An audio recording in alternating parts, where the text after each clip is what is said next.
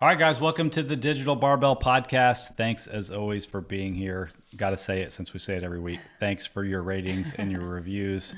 We're going to be giving away $1,000 to. No, I'm just kidding. We're not giving away any money for people to leave reviews. But hey, it would be really nice if you support the show. You'd be surprised how many people find this show just because as you're looking through your podcast, it's like, you should listen to this. And it's based on other people suggesting it and how many reviews we get. So we appreciate you guys.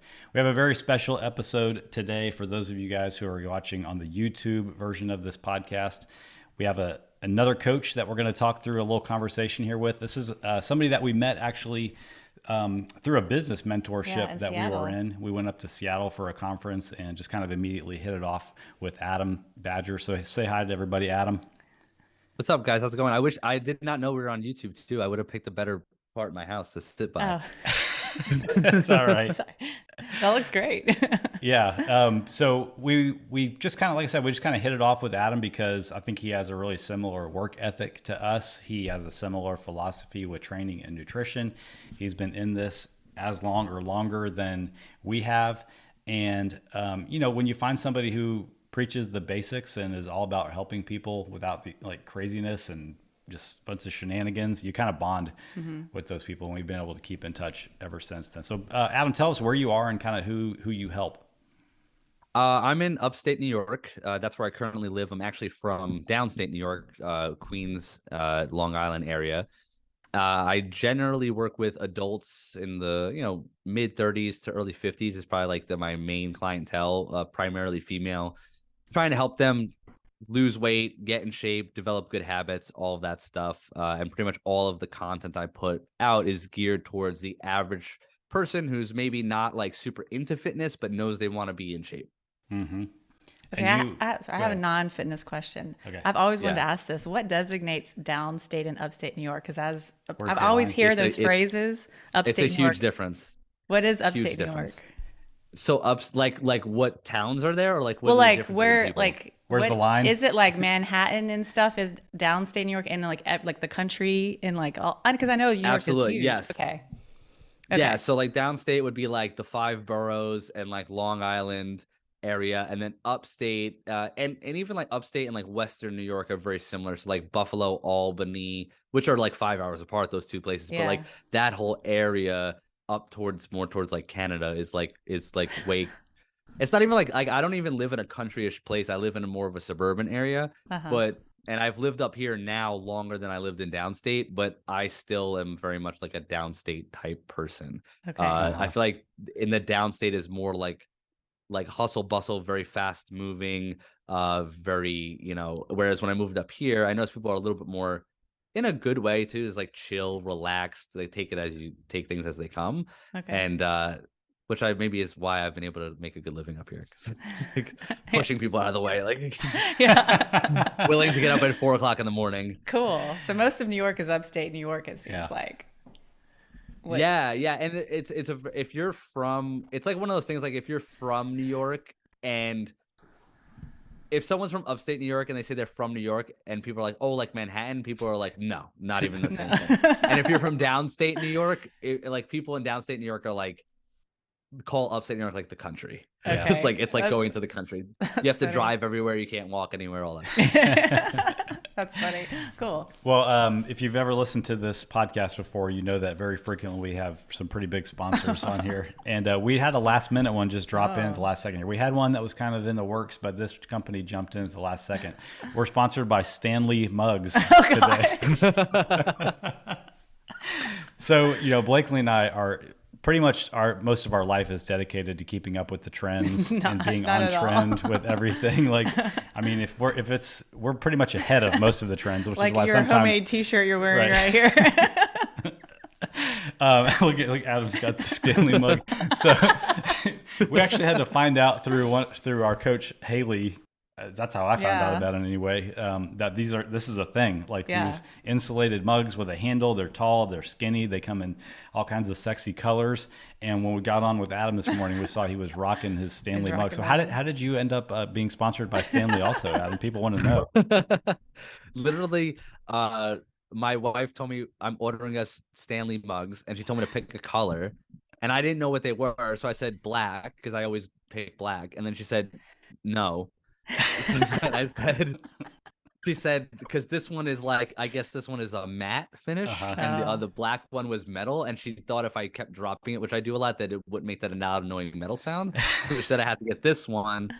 And then I was like, okay. And then clients would see it and be like, oh my God, you got a Stanley mug. And if you guys think you guys aren't trending, like I'm way behind. Like I don't know anything that's going on. I don't know anything. I literally like am either working out, or with my wife and my 2-year-old, and like I don't know anything outside of that. Yeah. Yeah. So you tell me that sweatshirt you're wearing isn't like Dolce and Gabbana or something? Dolce. No, it's Fabletics. I've heard it. That's Kevin Hart's company, right?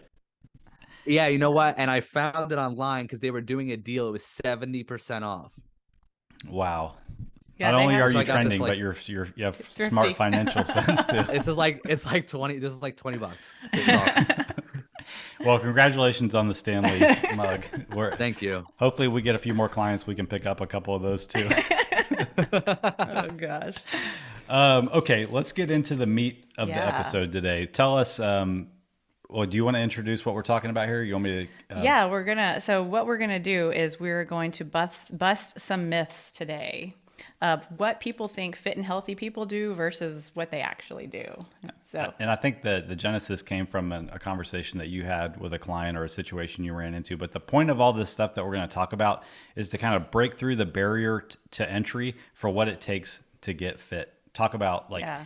do you really have to like turn your life upside down? Are there certain things that people who get and stay healthy sacrifice on a daily basis? Are they living this miserable life? yeah. If we're going to talk about Yeah, some of those myths. I think one of the things I hear a lot out in the world is like this is like people described as, oh, that's a fitness person, or that's a workout person, or that's a healthy person. And I guess the alternative is that they're not, if they aren't described like that. But I mean, in reality, like we are all just people with these bodies who need to like exercise regularly and fuel it regularly, and it shouldn't be classified as like you're a fitness person or you're not, because I think the myth is that it comes natural to those fitness people, and it doesn't come natural. Yeah, Adam, talk about the example you thought of about people who are really into cars.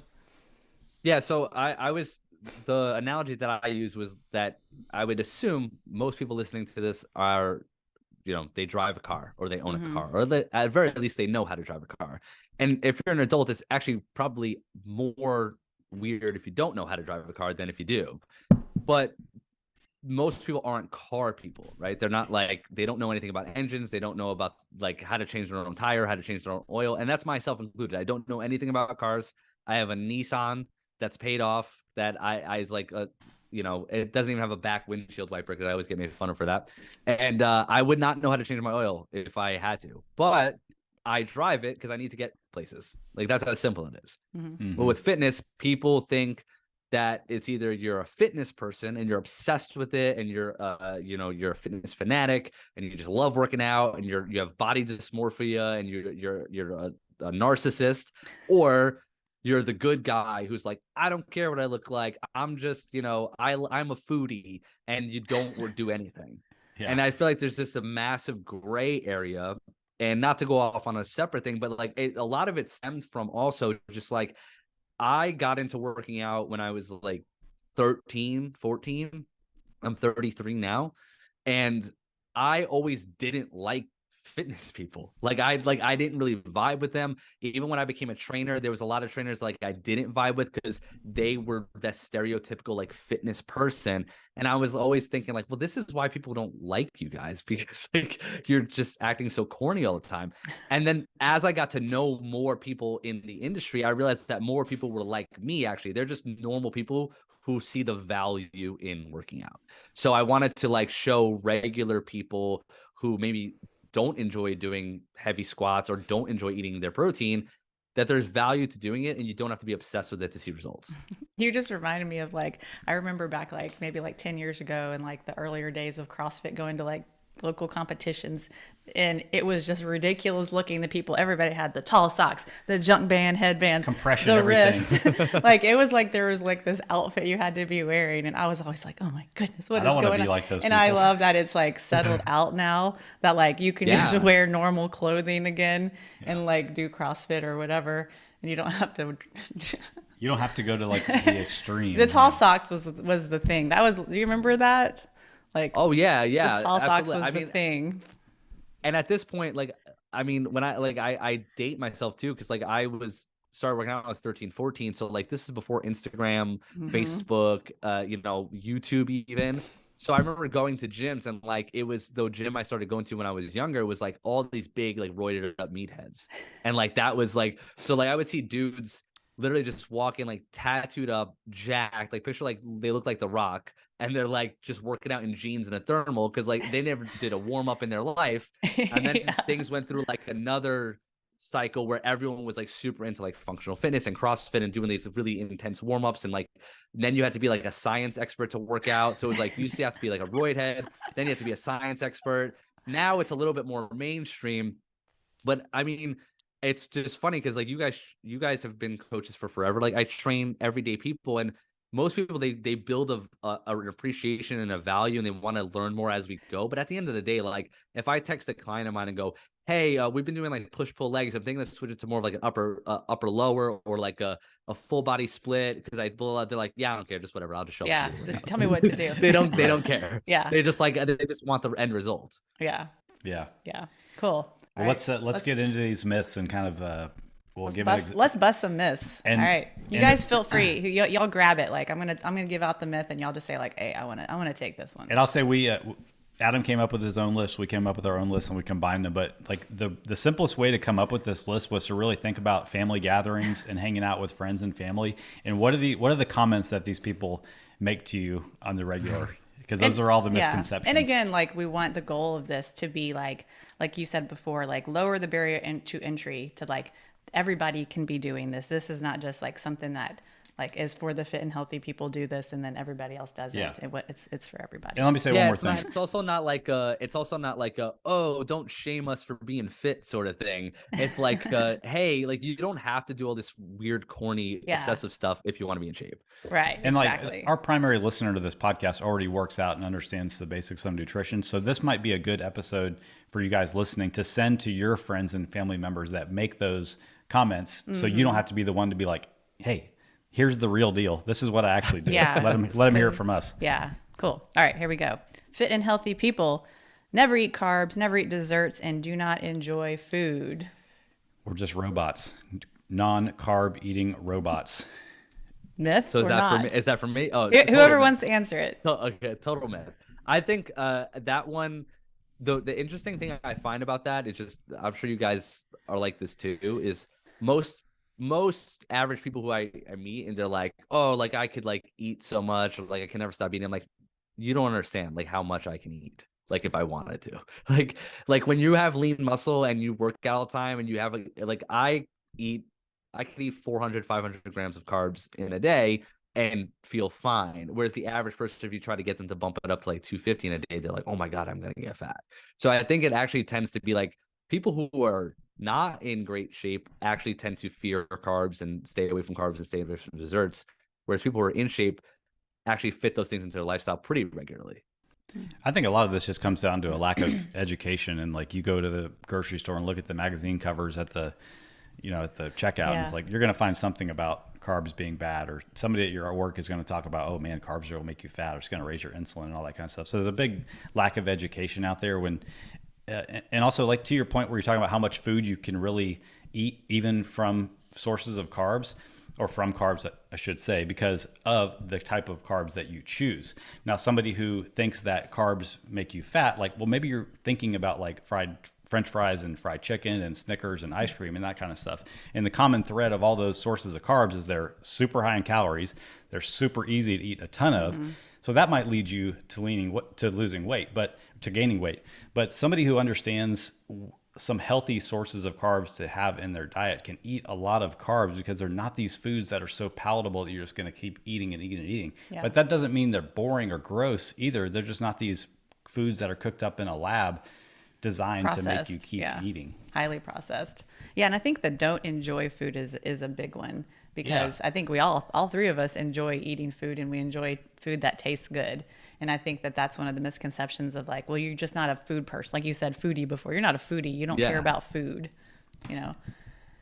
I think another aspect of that too is that we I always like to point this out to people. I think we talked about this when you guys were on my podcast too.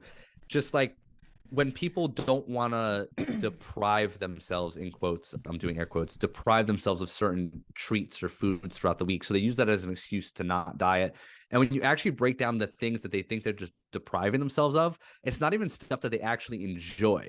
Like most people don't enjoy eating the stale Cheetos out of their pantry. They don't enjoy the wake up wrap from Dunkin' Donuts. They're doing it out of convenience or boredom or stress.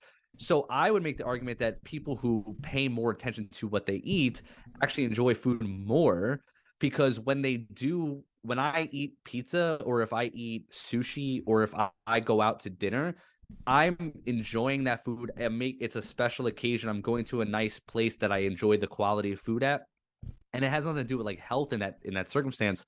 But I think it's just it's a dosage, right? If you're eating McDonald's and burgers and fries and pizza multiple times per week, you're not enjoying it after a while. It's just what you're doing.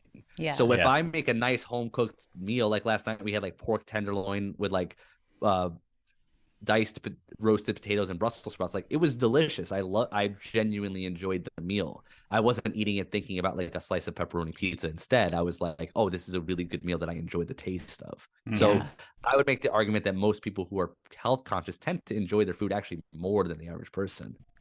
I'd even say too, we have a different definition of food that we enjoy. Like, yes, we enjoy the sweet taste of sugar and the combination of salt and fat too, but food that we enjoy also is food that makes us feel good. So we don't just base it on the instant moment of what does this taste like in my mouth, but we can zoom out and be like, this is how this food is going to make me feel in 5 minutes, 10 minutes, tomorrow, and tie that with the actual enjoyment of the food. Yeah, I would say most of my go ahead. Go ahead.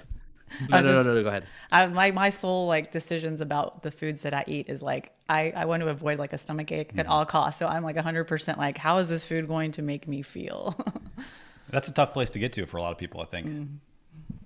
Yeah, they don't have that awareness. And I think another funny one is, just not to spend the whole podcast on this one myth, but like another funny one is when like you are making good choices and then maybe you're interacting with a family member or friend who doesn't, and they look at your food and they're like, oh my God, that looks so good.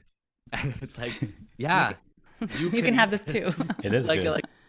Or like if I post pictures of my food online, like sometimes my food looks kind of boring for no other reason than it's just like I'm rushing through it and I'm not really plating it nice, but like, oh, that looks so delicious.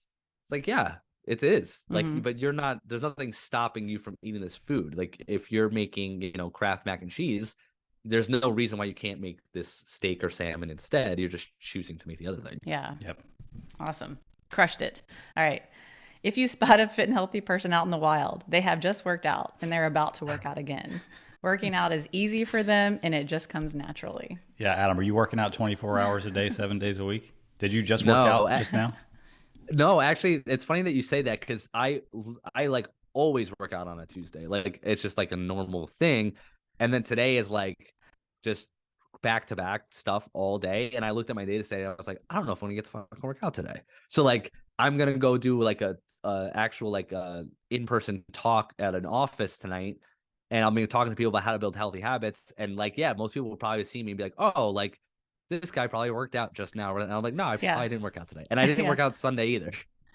Yeah. So I think there's just this misconception that people who are in good shape, they love working out all the time and they're just constantly working out. But the fact of the matter, it just comes natural to them. It's like, it's easy for them to get into the gym and do it. It's like, yeah, you never don't want to do it. And like probably one of the main barriers to people, starting a workout program is thinking that's the expectation of what it's going to take to get in shape. And they look at their busy lifestyle and they're like, there's no way I can fit that in. Whereas if they would just start with something, 30 minutes twice a week, 3 times a week, they'll be amazed how their schedule opens up and they start to find more time. Once they start seeing the results of the work they're putting in, that just feeds into the motivation to find even more time.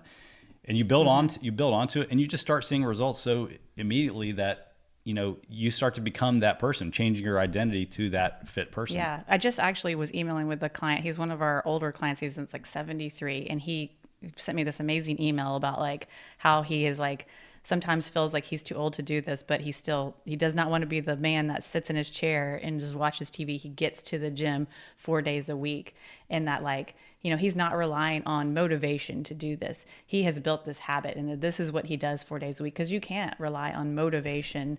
Like, one day I'm going to be motivated to go to the gym. No, you've got to like start to build these habits in place, and then that is like becomes a part of you. Yeah.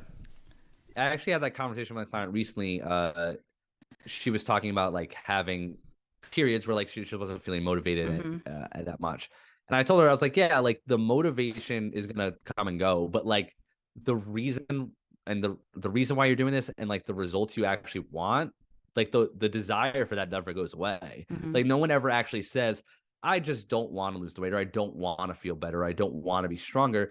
They just lose the motivation to do the tasks. So if you can like understand that, one comparison that I've made is it's like brushing your teeth.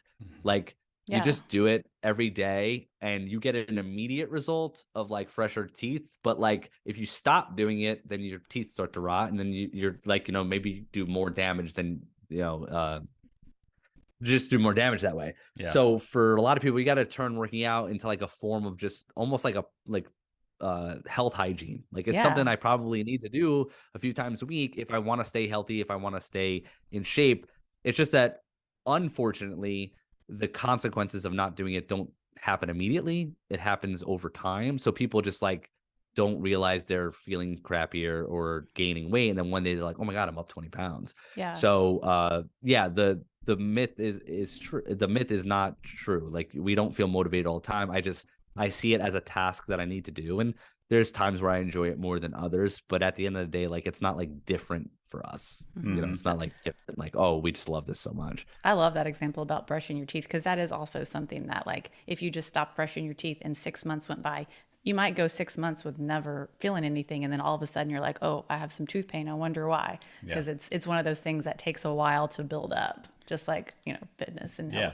It catches up with you after a while. Yeah. So if the myth is that you have to work out every single day and you have to have just worked out when I text you, if that's the myth, what's the truth? How often do you see your most successful clients work out consistently?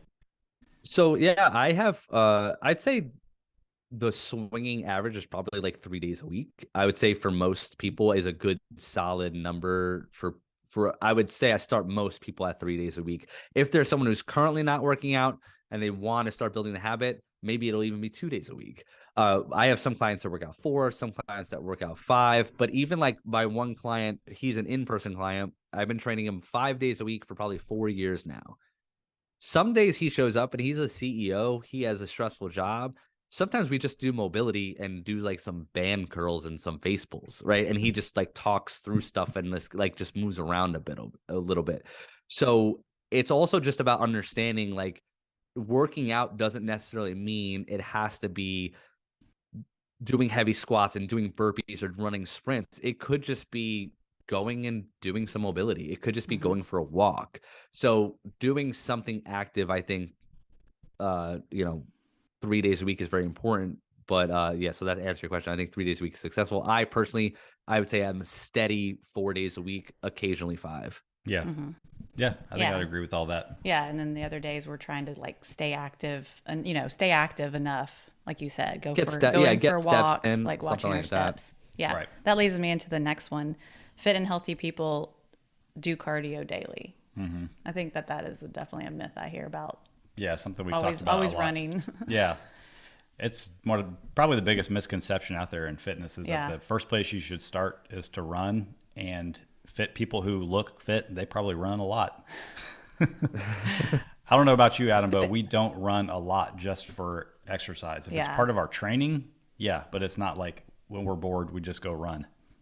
Yeah. No, I'm if you know anything about me, I'm like the biggest like non-runner in the world. I actually was talking to my wife recently. I was like, I need to like at least commit to doing more of it just for the health benefits, not because like, oh, I need to lose weight or anything like that. I just like, I have a 2-year-old son and he's going to want to run around a lot and I don't want to ever be like gassed. So like, I want to do that. Luckily I work out consistently. So like that doesn't happen very often, but I want to be able to run more. I think that the whole cardio thing is just people actually view the cardio as a lower barrier to entry because they're like, oh, I'm a human being, like I should be able to run. You know what I mean? So they think, oh, I haven't run since grade school and I'm 47 and sit at a desk all day and I have all these aches and pains. Weights are scary. I should probably just go start running. And I would make the argument that it's way easier to learn how to do like a goblet squat than it is to start running miles. Right. So Yeah. I probably have way less risk of injury from doing squats or push-ups or something like that.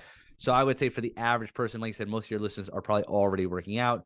If you have a family member or a friend who's like, oh yeah, I gotta get back into running, I guess it depends how deep you want to go into that conversation with them, but maybe explain to them how like, hey, do you get up and on and off the toilet every day? Like that's a squat. Just start doing like 10 of those instead of thinking you're gonna go run a mile today. Yeah. Yeah, that's a great point. Is like there's this misconception like you're going to get hurt doing weights or doing like high rep movements, but you're more likely to injure something just starting from nothing and like, oh, I'm going to go start running and here we go for 30 minutes. Yeah, they've done studies where they rate yeah. different exercises and the injury rate per 1,000 hours of doing it. I want to say running is like 10 times higher injury rate than resistance training. But it's easy to put on your shoes and go for a run. Yeah, and I think also too, if you think about it realistically, like when you're running, if you thought of every step as one rep, think how many reps you have to do to get to like a mile. Yeah. Right. Yeah. You're never gonna do that many reps of a squat or a push-up. So like the volume that you would have to do is way less. But again, people just think if you have never run and you go run a half mile, you're so winded and out of breath, you feel like you did a harder workout than if you had just gone and do like 3 sets of rows, 3 sets of presses, and 3 sets of squats. But the long-term result you're getting from the strength training is way better. Yeah. That's a great point. Yeah. And the intensity level, like it takes a long time to make a run, like a jog intense, but it does not take a long time to make like an 8-minute AMRAP intense, Yeah. Yeah. That's a good one.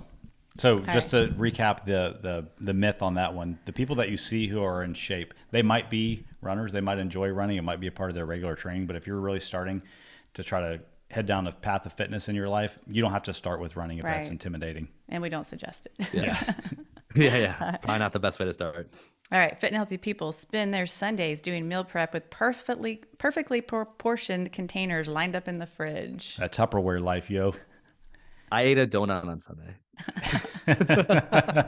After you finished your meal prep for the week for 6 hours? No, actually, that's funny that you say that because that's actually a really good point to just be transparent. Is I would say 9 out of 10 Sundays, I go to bed going, damn it, I didn't meal prep today. Like, damn it. So, like, I should have and I never meal prep in the sense of like making all these. I actually use that example all the time. Like, you don't need like 17 perfectly portioned Tupperwares in your fridge. I generally, I think I've seen you guys post about this too. Like, I'll generally like pick up meat and I'll cook like a bunch of it. And we'll pick like a carb, like a rice or potato and cook a bunch of it. And I'll just kind of portion it out throughout the week. But like more times than not, Sunday night, I'm like, damn it, I didn't cook like my beef today. I got to do it tomorrow. The difference is when I wake up on Monday, I then at some point do it during the day. I don't then go, I'm just going to DoorDash something or, something like that. Yeah. But the myth is not true. I don't think everyone spends their Sundays meal prep. Yeah. We've never once lined out containers in our fridge full of meals. I think it's just super intimidating for people to think about, first of all, finding the time to do that and then knowing what to do to make all that happen. And like, I mean, that is probably a barrier just to people's thinking like, all right, this is what healthy people do is and you see it on these shows, like weight loss shows, like, cause that's what they do in the show. But I mean, building meals like that can be a tool, but if you don't have the time for it, it's not required to lose weight, to get healthy, to stay in shape. Like, I think, the technique that you use, Adam, and the technique that we use is really the secret sauce and like the hidden gem of nutrition that people who stay relatively lean all year round without overcomplicating it, that is exactly what they do. Yeah. And if you could bottle that up into a program and sell it, like you'd be a millionaire. But it would be so simple. we prep a source of protein. We prep a source of carb. We make sure that we have vegetables and fruit in the house. We add fat with sauces and dressings. And we repeat that over and over and over again, changing out the ingredients when we get bored and to make sure we have enough variety in the diet to make it interesting. Yeah. That's it. I mean, am I missing something? No, I would even say it might be even simpler than that, because there's a lot of times where like our grocery list is like the same every week. Mm-hmm. Because and it's not because I think they're special foods or they're magic. It's just I like them, and it makes my life easier if I have them around. I don't ever really have chips or cookies or wine just like laying around that I have access to every day, because like anyone else, like I'm a human being. My wife says I'm a little bit robotic, because like sometimes if we do have cookies laying out, I won't take one. I can just walk by them and not do it. But that's a whole other that's a whole other side story. Just like I started like kind of watching what I ate and being aware of it when I was like in my teens, and like my parents are notorious for always having like Entenmann's or like Drake's like Rindings laying around. So I just was in an environment where like I had to avoid it or else I would eat it. So I just kind of built that skill. But anyway, one thing that I talk to my clients about, and I hope this is helpful to your listeners, is just the power of like having an instead. So a lot of times people have this barrier, and then they almost treat it like a trampoline. So it's like, oh, they bounce right back into their old habits. Oh, I can't meal prep this week, so they go back to their old habits. I can't track my food this week, or I forgot to track. I always ask clients, okay, well, what are you going to do instead? Because guess what? When we're working together, there's going to be weeks where you don't prep your protein for the week. There's going to be times where your schedule gets crazy and you forget to bring lunch. What are you going to do instead? What's your alternative? And if your alternative is, oh, I forgot to bring lunch, so I'm going to go get a slice of pizza. Well, let's talk about that massive gray area in between. What can you get out that's going to be at least closer so we can close the gap on that discrepancy? So another side point to that is just, let's say you do listen to this and even the idea of prepping some protein and carbs for the week sounds daunting. Okay, well, what are you going to do instead? What's your other option? How can you make it a little bit more in line with your goals as opposed to just relying on like old habits? Mm-hmm. And then like being honest with yourself about the level that you are willing to put in, and then making sure your expectation for results lines up with that too. I love that that's idea huge. though, having it instead, like Yeah, instead of not doing this, you're not going to fall right into that old habit. That's Yeah, great. I'm stealing that one. Write that down. I take that as a compliment. All right. As he takes a sip from his Stanley mug. Next one. Fit and healthy Sponsored by people. Stanley. Fit and healthy people don't eat food that tastes good. This is kind of piggybacking on what we just talked about. Yeah, I like to post pictures of my lunches and dinners on Yeah. our Instagram story, and like you said, Adam, like a lot of times people are like, "Wow, that looks good," or Yeah. "What's the recipe for that?" Or I'll post a picture of my little protein pudding snack that I make with berries. Which doesn't look good. It doesn't photograph well. Yeah, actually, people are like, "What is that?" I It looks know. like you're eating chocolate Yeah. there, and I tell them, and like, it tastes amazing. Yesterday I ate a protein pudding You're like, snack. "This is the I best was one like, I've ever This is like made." the best one I've ever. It tastes freaking good. So yeah. We like to eat food that I tastes totally good. What about agree. you, Adam? Oh, I totally agree with that. And if anything, I think on the times where you guys do try a new restaurant or you're or something like that, you do enjoy that food even more now, because it's not something your like palate has just been used to on a on a constant basis. But I remember the flight back from Seattle, like where we met. I spent like almost the entire flight putting together like a recipe book to give out for free to people, and all the recipes on there taste really, really good, and they're all healthy. They all have high protein. And when you send it to people, they will still not use all of them. So my argument there is like, you don't need recipes. You just need to do something that's different from what you're currently doing. Because people Yeah. always say like, I need good tasting recipes. I need recipes. And then I'll ask them, well, what are you eating now? Oh, they're eating like spaghetti and meatballs or like DiGiorno pizza. Like, okay, well, like, why do you need recipes then? You're not a fucking cook now. You're not going to be one. But now you want to take on two skills. You want to be a fitness person and a chef. But like, maybe you should just start with one. And I think another thing too is like, if I make a healthy meal and it doesn't taste good, let's say because I can get very lazy when it comes to cooking, because I just like whatever.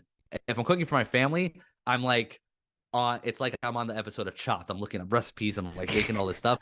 But if I'm cooking for myself, I just throw some meat and some carbs in a bowl and I mix it together and I eat it. And if I eat something that doesn't taste that good, I don't toss my spoon down and go, this is why eating healthy sucks. This is why I can't do it. I don't know how people live this way. I just go, that one didn't taste that great. And then I just find a different thing. Like today I ate ground venison for the first time because it was leaner than beef. and it tastes kind of like what I think dirt might taste like. Oh God. And I 0 so like out of now 10. I just won't buy. Yeah, so I just won't buy it again. No big deal. So how did the pizza taste that you had instead? Yeah. Yeah, so like, oh, instead I'm gonna go make a PB&J. Like that's like that doesn't happen. I finished the meal, and then I was like, I have a weird aftertaste that I actually still have on this call. Oh God. And I, like, but I still guess what? There's more in the fridge, and I'm gonna finish it because I'm also cheap. That's true, though. We don't need to be chefs. We need to learn to cook basic ingredients like we talked about before. Yeah. One of the things that E.C. Sinkowski talks about a lot is the trade-offs in nutrition. And we're kind of talking about the trade-off between variety and taste and consistency and results. So you have to find that balance of like, do you have unlimited time, resources, and money? All right, go figure out the tastiest meal you can make that's macro friendly, that meets your goals. But if you don't, let's find the compromise between the most decadent thing that you can imagine it tasting and something that does line up with your goals, that's practical for your budget and your lifestyle. Yeah. Yeah. And I've rarely ever had someone I'm sure you guys have nutrition clients, so I'm sure you spend a lot of hours a week like looking at people's food logs or like giving them feedback on their stuff. And if someone has their habits pretty in place and they're like, oh, I'm going to eat this lunch and this breakfast and this dinner, and then they veer off course, I've rarely ever seen that off course meal and been like, I could totally see why you made that choice because that looks delicious. It's never like something like amazing. It's like they went to fucking Outback Steakhouse. You know what I mean? It's like it's not like they were like, oh, I came across this new restaurant and I tried this amazing meal, or my fiance made this amazing dinner. It's like they went off course and they got Outback or they got like Chipotle. So don't tell me that you need these really amazing recipes to stay consistent, because your alternative is like you're eating fast food and like junk. Yeah, that's a great perspective. All Probably right. a hard pill to swallow for people, but very true. Yeah. Yeah, I get the Buzzkill. like that aha look. Well, someone did call me a buzzkill recently. You told me that. That was like last week. Someone called me a buzzkill. Yeah. Somebody did call me that like 2 weeks ago. Oh my Oh yeah, no, I did say that to you. I did that to you on Instagram DM. Yeah. I was like, wow, how did he know that? Speaking of buzzkill, fit and healthy people never struggle with making good choices, motivation, temptation, self-image, confidence, or grabbing the office donut.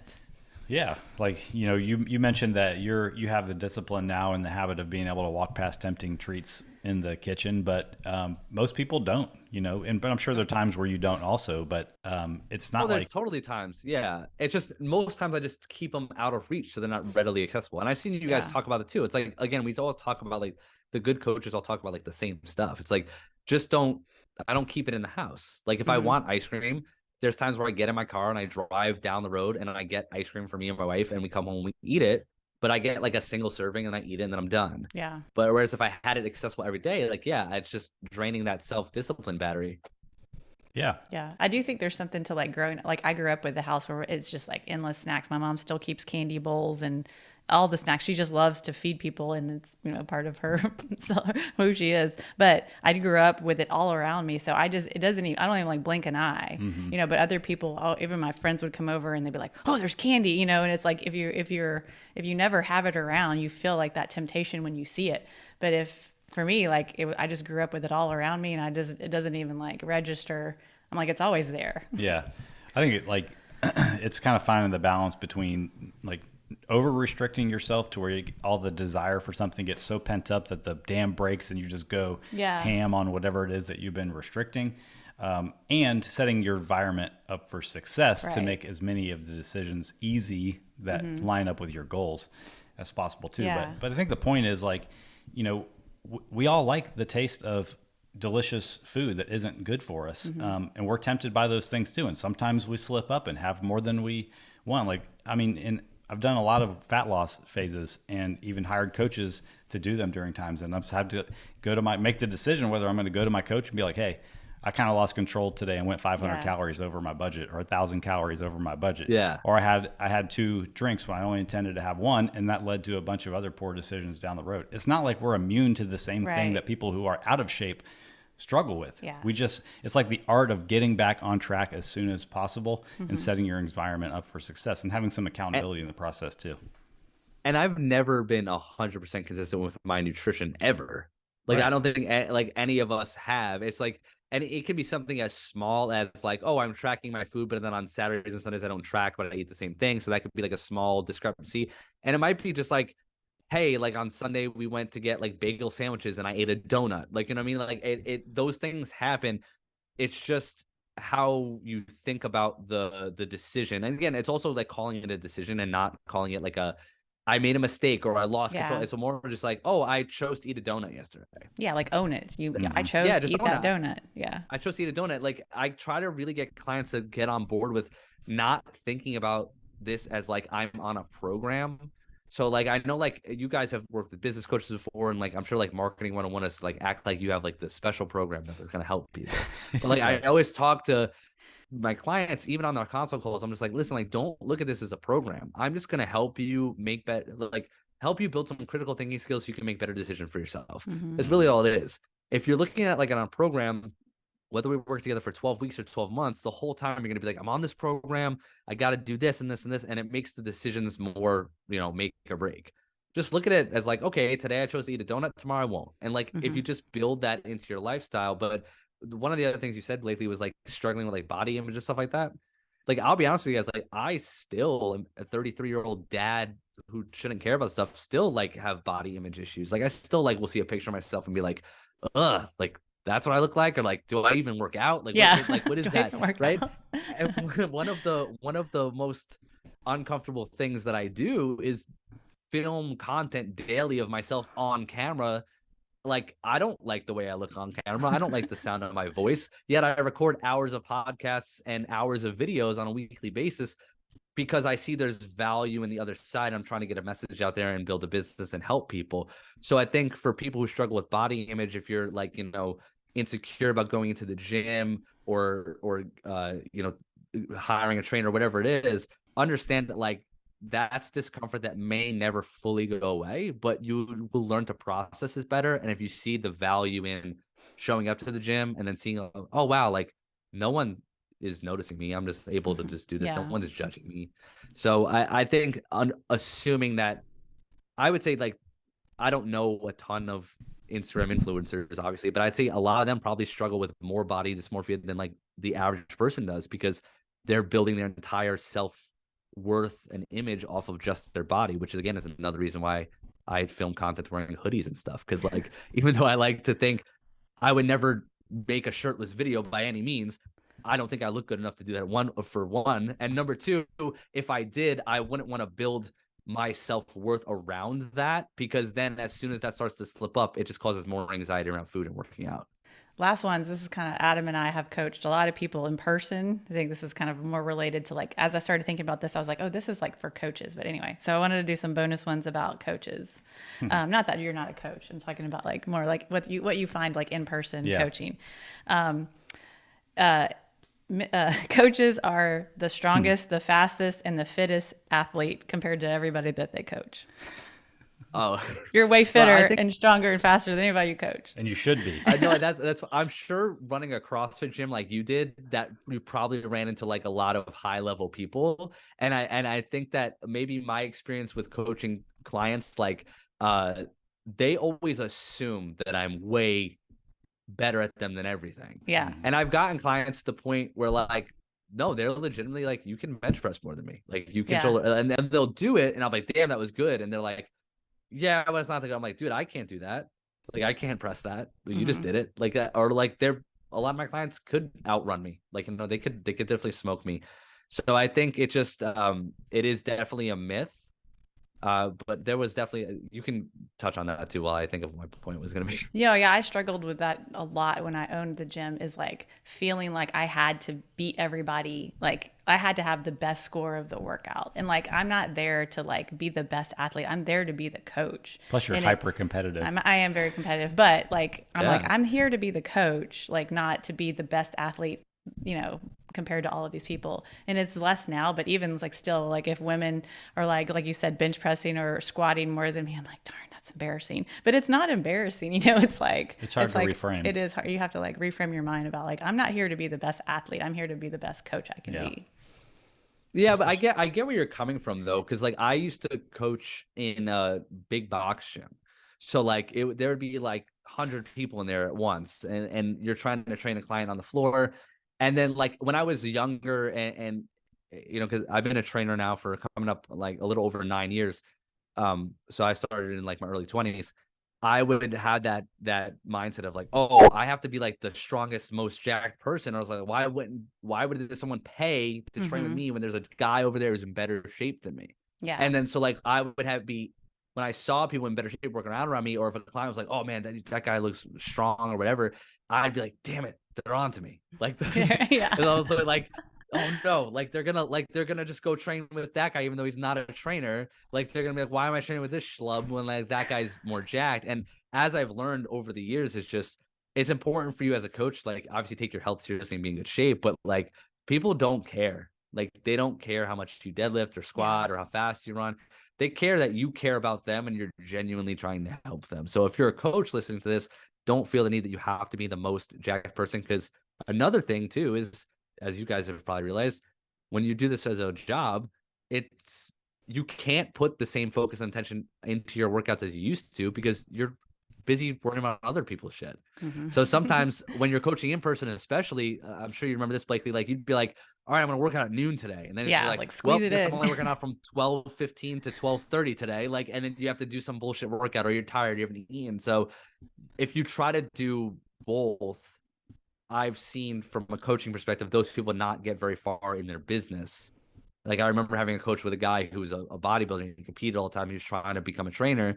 And he was telling me about his schedule with his meals and his cardio and his workouts. And he was asking me like, how do we get clients? I'm like, stop fucking working out so much. Yeah. You can't your clients' workouts have to come first, or else you're never gonna build a book of business. Yeah. But in the same vein, I think you still have to like practice what you preach, you know, so to speak. Yeah. Like that's why we post videos of ourselves like working out and stuff. It's not like, oh, we're trying, look what we did. It's like just like it's a Monday, we're working out, you know, never miss a Monday. It's a Tuesday, we're working out. Here's what we did. We do the same thing as you guys because we believe in it. Yeah. Like I did. Oh, the that's burpees. important too. Yeah. It's like that gray area, right? You can't be like a coach who's like, I don't work out and I eat Doritos every day. Yeah. But like you also, if you're the coach who's like, I think also if you're trying to preach to your clients not to compare themselves to others and just stay on their own journey, it's hard to do that if you're in the same class as them and you're like punching the wall because you didn't squat as much as the person next to you.